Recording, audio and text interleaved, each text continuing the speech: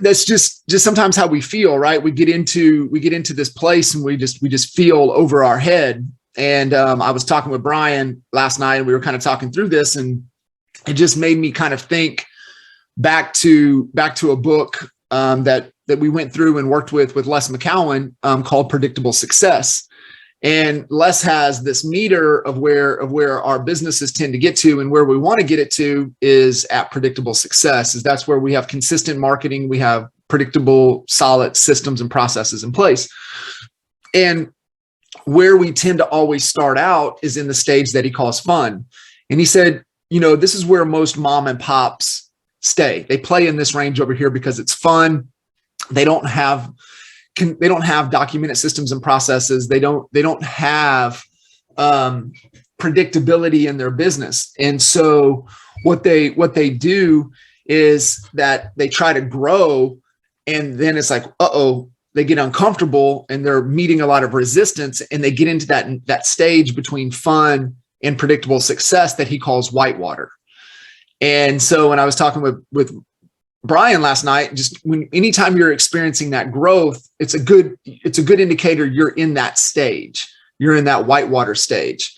And it could feel like that video that Steve had shared with me last night. I was like, because this was after I talked to Brian when Steve sent that to me, and I was like, this is how Brian probably feels. He feels like he's in over his head with quicksand. And so that's where that gets to. And how we get out of just the fun stage, and there's nothing wrong. You can stay in the fun stage if you wanted that to be fun to fund whatever else you're trying to do, whatever it is with your business. But what happens is that when you have to go through whitewater to get to predictable success, you have to have processes and systems in place and people. But what happens is that most people in the fun stage, they enjoy being dependent upon. They enjoy being the hero. And one thing that you have to remember is that you can't scale hero. You can't scale Superman. You can't scale Batman, right? So if you want your business to get out of just that fun stage of there's no predictability, you just get things done, you don't know how you do what you do, cash flow is always a mystery. But you know what? Hey, we'll figure it out. We're having fun, and we'll stay small. But if you want to take it up to that next stage where you have some predictability and success in there, you've got to have systems and processes. And so that's what this is about, right? That's what the Accelerator program, that's what Coach Code program is really all about. Because just as you guys know, I mean, we just believe there's a code and sequence to unlock anything in our lives, and it's just making sure that we got right things, right order. So last month we talked vision, and it really just gave us some clarity, because we always have to remember lost, confused, insecure. And that's what happens when we're going through whitewater and we feel we're in quicksand and we're over our head, is that we feel we're lost. We feel, confused, and that insecurity starts to build. So that's why the vision is so important, because when we feel that way, it's important to look back at, okay, I know where I'm going. I know my destination. And I just have to know that my thought process has to switch from that who to and not how. How am I going to get there is the wrong question. So this month, we're going to dive in. We're going to focus in on our people. And I shared this quote on Monday, and I want to share it with you guys again. What we have to remember is our team is the secret to sustainable growth. We have to focus on their health and happiness, and the revenue will follow. And that was from Ryan Dice from the Scalable Company. And it's so true. Our team is the secret to that sustainable growth. Our team is getting through whitewater and getting us into predictable success, getting us out of the quicksand, and not feeling like we're in over our head. So Monday, like I said, we talked about the who, not how. And so the question then that we always default to is like, shit, how am I going to do this? And that's not the question. I want you guys to just make sure that we're always asking better questions. And this one's no different, making sure we're going to the who, not how. Now, I challenged all of you guys Monday on the homework, and the homework was to start becoming aware of the activities that we're doing day in and day out. How many of you guys, just throw in the chat, just I did. How many of you guys in the chat started that process? No, Brian did. Who else started that process? Just documenting, taking inventory on everything that it is you're doing day in and day out. Okay. Now, how many of you did that on everything that you do? Not just your business, but everything you do every week, every month, every day. Did you take the trash out today? Did you take the kids to school? Did you pick the kids up from school? Did you order groceries? Did you go to the grocery store?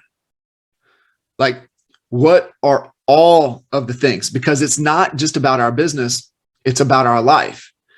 And today we're gonna focus on our business, but yet, really, guys, remember, this is about our entire life, our whole life picture that I want you guys to take a look at. And so, what activities do you need to start to let go?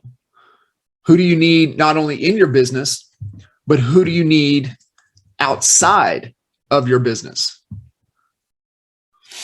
I like sharing this story, and I don't think she's on. I know she's in Cabo, but I like sharing this story from Renee from Agent to CEO. We did a couple years ago.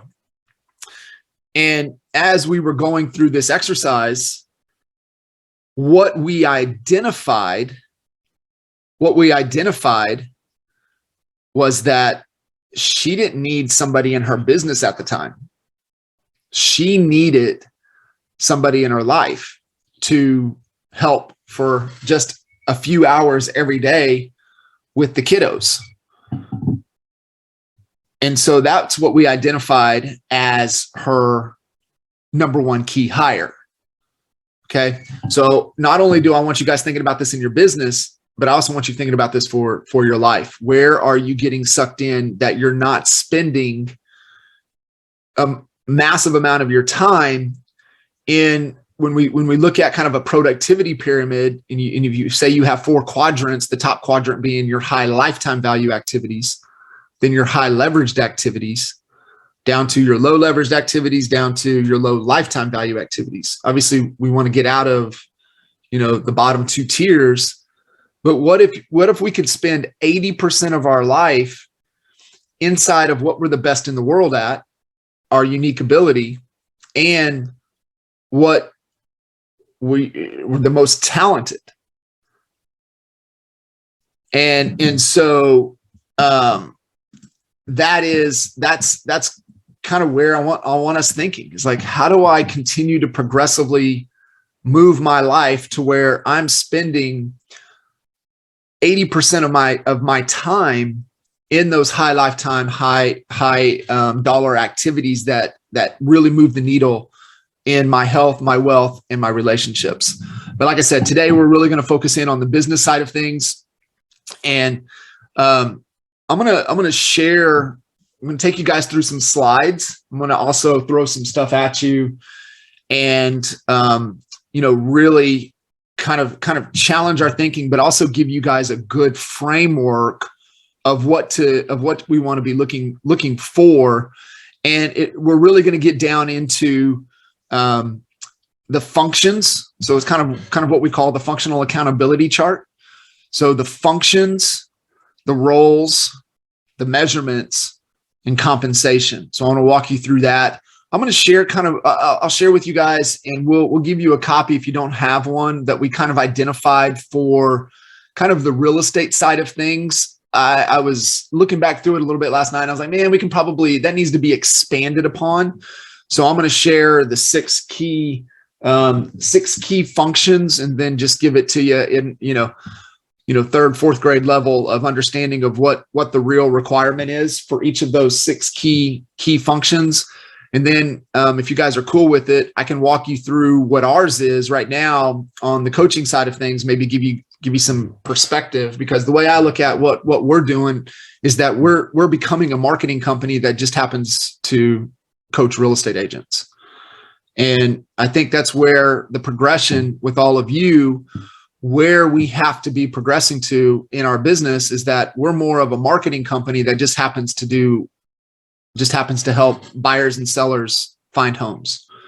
We're a marketing company that just happens to, attract agents, whatever it is that you're trying to accomplish. And I think that's just a better flip of how we want to think about our companies. And I can show you our framework and what we're at for right now and into, the rest of this year.